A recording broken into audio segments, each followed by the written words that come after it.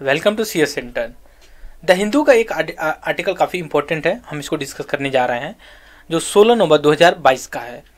ये सबसे पहले जो टॉपिक से रिलेटेड है, आपका जब जीएस पेपर सेकेंड आप हैंडल करते हैं आईएएस का, उसमें ये चीज़ है, जैसे पॉलिटी एंड गवर्नेंस का डिस्कस करते हैं हम, जो टॉपिक है उसमें ये टॉपिक है फेडरलिज्म से रिलेटेड। पहली बात हम फेडरलिज्म का मतलब समझ लेते हैं। फेडरलिज्म का मतलब क्या होता है? जैसे मान लीजिए कि आप जो 12 शेड्यूल हैं, ठीक, उनमें जब आप शेड्यूल क्या बोलते हैं कि 7th में डिस्कस करते हैं ना, तो उनमें ये दिया गया है कि 3 लिस्ट होती है, सेंट्रल लिस्ट होती है, स्टेट लिस्ट होती है, कंकरेंट लिस्ट होती है।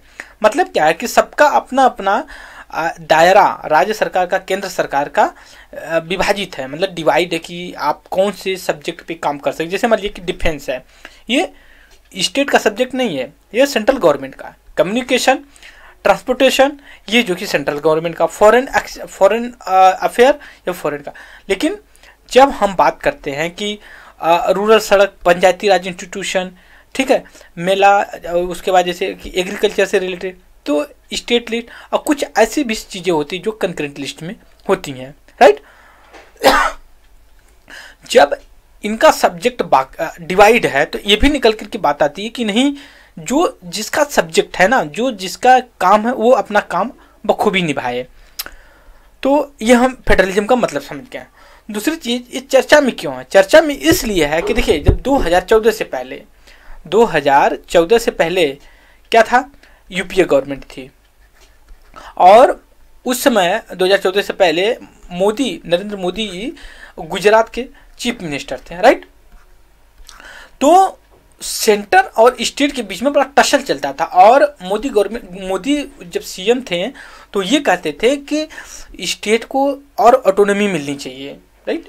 वो कहते थे सेंटर को स्टेट में ज़्यादा हस्तक्षेप नहीं करना चाहिए, ये चीज़ हुई। सॉरी। लेकिन जब मोदी 2014 में, मई 2014 में प्राइम मिनिस्टर बने ना, तो बहुत से लोग बड़े होप रखे थे। होप ये रखे थे कि अब ये है ना कि जो फेडरलिज्म का कॉन्सेप्ट है और इनहेंस होगा, इंक्रीज होगा, राइट। और एक कोऑपरेशन के थ्रू जो है कि ये काम करेंगे। क्या बोलते हैं? कोऑपरेशन के थ्रू जो है कि ये काम करेंगे। बट और दूसरा होप निकल करके तब और बढ़ गया उम्मीद, जब मोदी गवर्नमेंट ने प्लानिंग कमीशन, नीति यानी प्लानिंग कमीशन को हटा करके नीति आयोग लेकर के आए। यहाँ पे देखिए नीति आयोग। तो ये बात निकल करके आई कि अब जो है कि कोऑपरेटिव फेडरलिज्म और इनहेंस होगा, राइट। सॉरी। बट ये देखने को नहीं मिल पाया, मतलब लोगों को ये उल्टा साबित हो गया। वही हुआ जो यूपीए गवर्नमेंट 2014 से पहले करती थी। मतलब सेंटर हमेशा स्टेट के टेरिटरी में इंटरफेरेंस करना और उसकी ऑटोनॉमी को इरोड करना। सबसे पहले हम देखिए कि नीति आयोग क्या है। अब नीति आयोग देखिए, एक ऐसी थिंक टैंक, कोई कॉन्स्टिट्यूशनल, लीगल या स्टेटरी बॉडी नहीं है, राइट। ये जस्ट ये एग्जीक्यूटिव ऑर्डर है। ये नीति आयोग 2015 में, आप देख सकते हैं, 1 जनवरी 2015 में ये फंक्शन में आई कैबिनेट के रिजोल्यूशन से। नीति आयोग का full form national institution for transforming India. देखिए, पीसीएस में यूपी के इसका फुल फॉर्म भी पूछा हुआ था, और ये भी पूछा हुआ था कि कब इस्टेब्लिशमेंट किया गया। यूपीएससी ने भी ये क्वेश्चन पूछा हुआ है, राइट।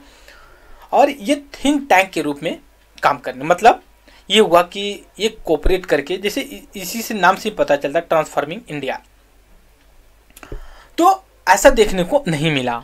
एक तरफ तो ये इरोड हुआ, और नीति आयोग प्रॉपर काम नहीं कर पाई। जैसे कि ये हुआ था कि एक इनिशिएटिव, मैकेनिज्म वगैरह जो भी चीज़ें थी कि स्टेट और सेंट्रल गवर्नमेंट को साथ लेके चलेगी, ये तो नीति आयोग के साथ नहीं कर पाई। और हुआ वही जो सब लोग 2014 से पहले कहते थे, मतलब जो promotion of the cooperative federalism Erode हो गया, राइट। तो ये चीज़ें, पहली पॉइंट ये इसमें ये बोला जाता है। दूसरी जो इंसिडेंट निकल करके आया 15 फिनांस कमीशन से, देखिए हमारे कॉन्स्टिट्यूशन में एक मेंशन हुआ कि एक कमीशन होगा, वो हर 5 साल पे इस्टेब्लिशमेंट होगा। अभी तक 15वां कॉन्स्टिट्यूशन चल रहा है। सॉरी, जब ये फाइनेंस कमीशन का मतलब समझ लिए, फाइनेंस से ही मतलब चलता है कि ये सेंट्रल और स्टेट के बीच में ना पैसे के बंटवारे को लेकर के अपना डिसीजन देता है। लेकिन ये भी कहीं ना कहीं ऐसा कर दिया ना कि स्टेट का जो हिस्सा होता था, शेयर होता था, वो कम कर दिया, अलग तरीके का पैरामीटर बना दिया। और इससे भी क्या हुआ कि स्टेट की अपनी जो ऑटोनॉमी थी या फिर जो इंडिपेंडेंस हुआ करता था, सेल्फ इंडिपेंडेंस, वो भी कम हो गई।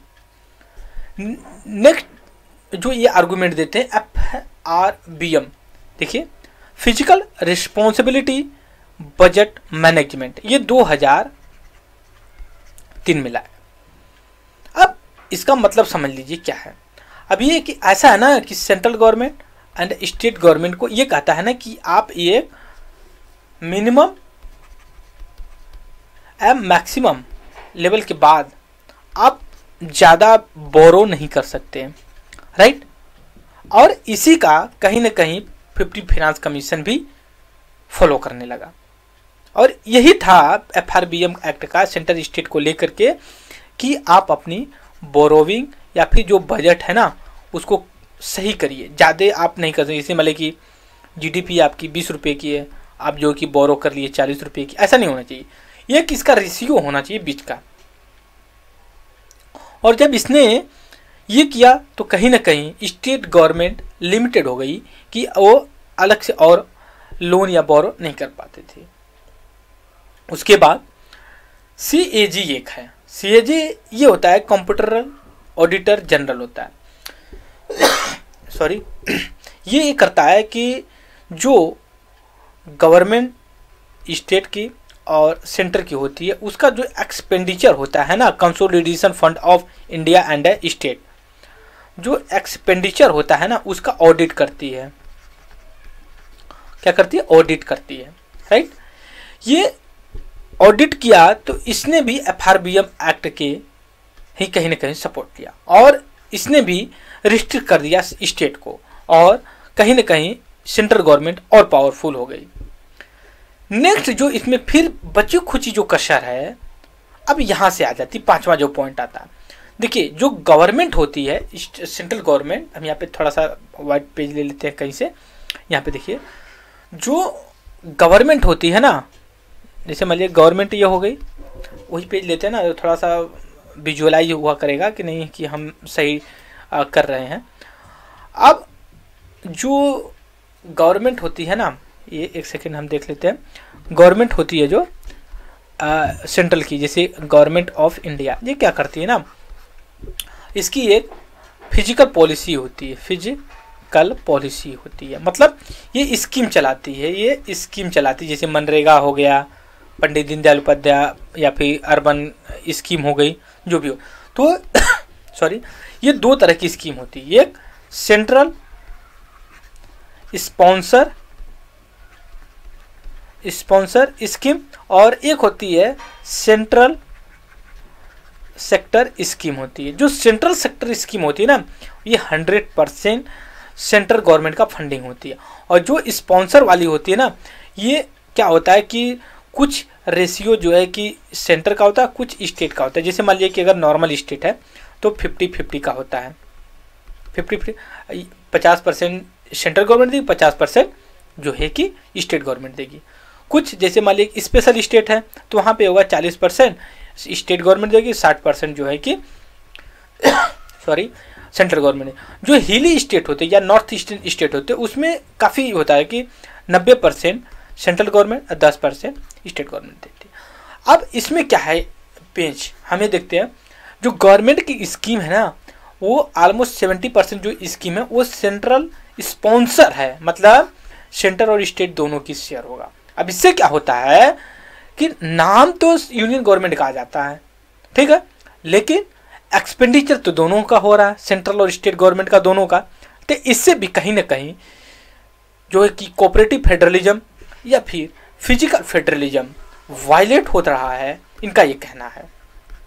राइट, तो ये हम बेसिक चीजें इस आर्टिकल में एसेंस यही निकल रहा है कि जो हमने सोचा था 2014 के बाद की नीति आयोग आ रही है, मोदी इस चीज का पुरजोर समर्थन करते थे कि स्टेट का होना चाहिए, ज़्यादा पावर, ज़्यादा ऑटोनॉमी मिलनी चाहिए, वो देखने को नहीं मिल रहा।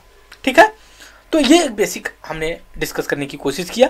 सो इस वीडियो में इतना ही। Thank you very much discussion.